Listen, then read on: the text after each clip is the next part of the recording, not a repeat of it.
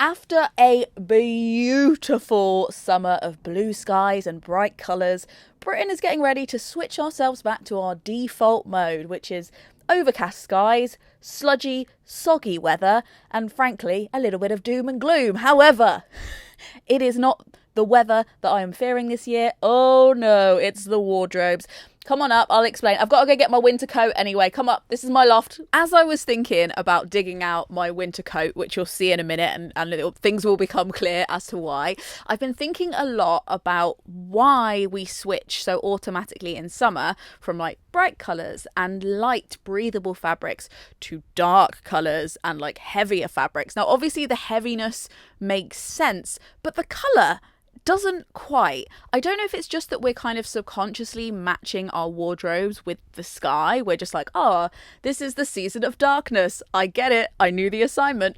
Or if it's something a little bit deeper, a little bit more fearful. So I thought of 3 reasons why we might be afraid even to wear colour in the winter and why they don't quite make sense. Number 1, the fear of looking shabby, which we should probably unpack if you think about it. Like the first part could probably be to do with class, like that thing of like, oh, you know, if you wear lighter or brighter colours, it's easier for them to like show up dirt, and it's inherently shameful to look in any way shabby. And part of it's probably just practical and passed down from elders, that it's like, oh, it's easier to wash dark colours, or not that it's easier for them to actually be clean, it's just easier for them to look clean. And I don't know if we should be as worried about that now. One, because like admittedly, secondhand or firsthand, a lot of our winter coats are made out of synthetic fabrics and are inherently very, very easy to clean. And most of us have modern washing equipment in our houses that can wash stuff even in cold freezing temperatures and dry it for us as well. So there is that, and I'm not sure how relevant that might be to some of our lives at least. And this kind of class idea of being like, oh, you've got to look neat at all times, you must look presentable, you can't look like you've been rolling around in the mud and having fun, like God forbid. So I don't know if that fear needs unpacking, this idea that like being shabby is like the worst thing you can be, and therefore you have to forfeit colour and like your tastes and what you wear the rest of the year just because you need to wear clothes, and particularly winter coats that are of a dark and more formal colour. The second fear, I guess, could be something to do with this idea of like all this fear of looking tacky, whatever the hell that means. And I read this really interesting article, I'll link below, on this idea of chromophobia that we see from a Western perspective, like bright colours as inherently childish and less sophisticated, and how like kind of fucked up that is, because when we encountered people from other parts of the world, they had access to brightly coloured dyes for a lot longer, like turmeric and henna and indigo and stuff like that. Like they were already dyeing their stuff in much brighter colours. So when people from the West came into contact with those kinds of colours, they immediately associated them with those kinds of cultures. And as racism permeated our societies, we started looking down upon those bright colours because they seemed less sophisticated. It's silly because the idea of a neutral, I think we should stop even calling them neutrals, because to pick a neutral colour isn't a neutral decision. It's a statement in itself. And I feel like our inherent fear of the tacky, of the childish, of the bright and celebratory is something that maybe we should start to like phase out or leave in the past. I think it's a weird thing to be worried about. And again, it's rooted in how other people see us and probably class politics. Thirdly, and this is a fear I definitely used to have when shopping for winter coats and winter clothes in general, is this fear of not matching. Inherently, a lot more of my outerwear, like I can't store loads of it in my house, and I also, it's usually like more expensive, so I'd have less pieces of that clothing, and therefore it made sense to me to pick neutral colours so that it would match all of my outfits and anything else I was wearing, because God forbid I don't match while outdoors in between things. Because usually when you're outdoors, you're like going between meetings or workplaces or like parties and things, and you're not actually like seen by that many people that you know, and therefore like does it matter if your outerwear matches the rest of your outfit? I'm not sure. And then also just that fear of like not matching and not having like a perfectly syndicated outfit that where everything is like you know, that's also like a little bit silly. Like if the joy that you might get from like bright outerwear and bright coats outweighs the joy you might get from like occasionally being seen by people in your outerwear that doesn't match your trousers, for me that doesn't weigh up. And this rant is all going to become a lot more clear when I show you my winter coat. Here she is, my beauty. My partner in crime. I'm gonna unfortunately have to immediately put her on. Hold on. Oh yes, we're back in business. The amount of back we are is in the so category. I had an idea to talk about this because whenever I think about getting out my winter coat, like my mind always goes to, yes, the season of comments. And they're usually all really nice comments when I wear this coat, because I wear this coat most days in the winter. But there's just so many of them, and like, it's almost like people find it really weird that I'm wearing a brightly coloured coat and like have to comment on it. It's not just the rainbow coat, like other colours that I've had. Like people just, I don't know, there's just like a weird, it's kind of like carrying around like a really weird looking dog or like a really fluffy dog. People feel like they have to comment on it, which I love. I love the attention, don't get me wrong. But it's interesting like how much it stands out from other people's coats, and how almost like sad I find that, because while like having a neutral coat does make sense for some people, I'm sure some people enjoy it, I have to think about the neurological effects of us all wearing dark colours during these months. So I want to introduce to you a different mindset, which is what you wear isn't about you. I mean, it kind of obviously is about you, but it's also not about you. Not only in an ethical sense, that's like, where did you get your clothes from? Did you source them in a way that didn't make other people's lives a complete misery on purpose? But also, like, what are the neurological and emotional effects of what you wear on other people? We talk a lot about this when it comes to like being positive about your body on the internet and showing, like, purposely dressing in a way that gives other people the confidence to dress that way too if they have a similar body to you. And I don't know why we can't embrace that more when it comes to colour. Those of you who have been around for a while might remember when I did a colour theory test on like what my colours are and what my colour season is.